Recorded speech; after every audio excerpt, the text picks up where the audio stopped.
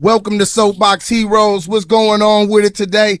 I got somebody a good partner of mine. And look, I just made him today, and he has become one of my favorite MCs already. I like his mind state. I like the things that he talk about.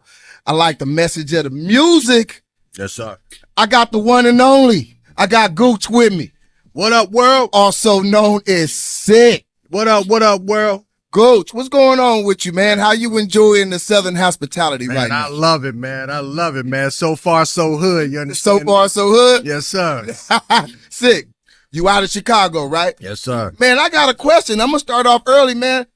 How did you make it so long being alive? What I'm seeing going on in Chicago, it seems like all the rappers are passing away soon. Right. What has been your key to this longevity thing? Man, bro, just staying out the way. You know what I'm saying? Like I let you hear the new joint that's off the album, Power Words. Loved it. Appreciate it. That's the mindset, bro. We speak into existence what comes off the tongue. Right. So I'm really, really careful with what I talk about. Right. I want to speak wealth, health, right, prosperity, all that stuff into my existence. Right. So it allows me to keep my jewelry low. You know what I'm saying? And brothers respect that, man. Yeah. You know what I'm saying? It don't hurt to have a little bit of bronze. So if you coming at me, you gotta come right.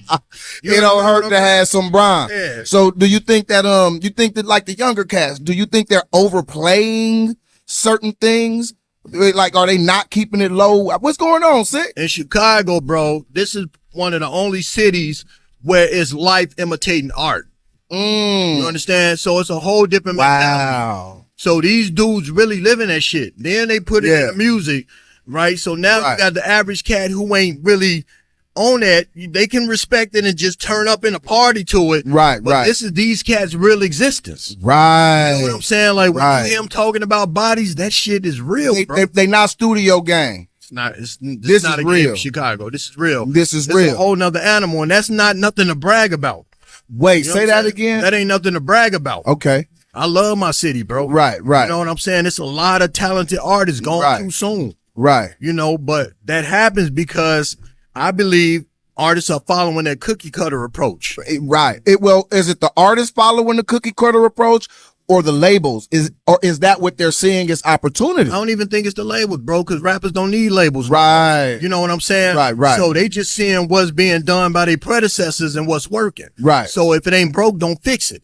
Right. Whereas my mentality is I ain't trying to reinvent the wheel. Right. I'm just trying to add a few spokes to that motherfucker and make it move a little faster. Different mentality. That is a different mentality. And so basically that's what you are saying about the longevity is you were able to move different. Yeah. What made you want to start moving different as we got the guy speaking Taiwanese in the background?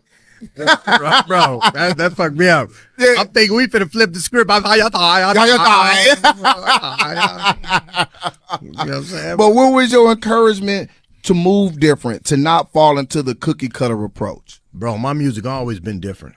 You know what I'm saying? I won't call myself a conscious rapper because I'm a street dude. Yeah. You know what I'm saying? I'm just a smart dude. Yeah. Right? So I know it's you a street dude with a conscience?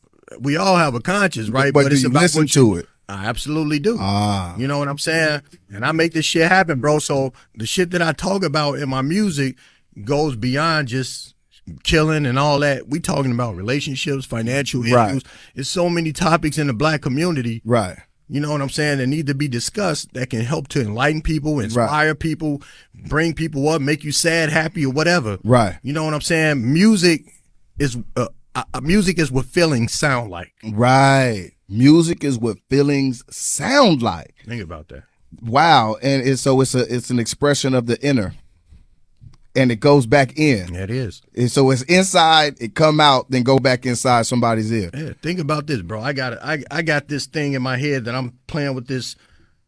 The man that masters the art of sound will rule the world. Wow. Think about that, bro. What's the one thing that you would pay for to revisit time and time again? Nostalgia. That's what people do. Think about when you first heard Summertime by Fresh Prince. Summertime. Right? Where were you when you heard that song? What was you doing? How was you turning? Man, I was a little kid, man, outside.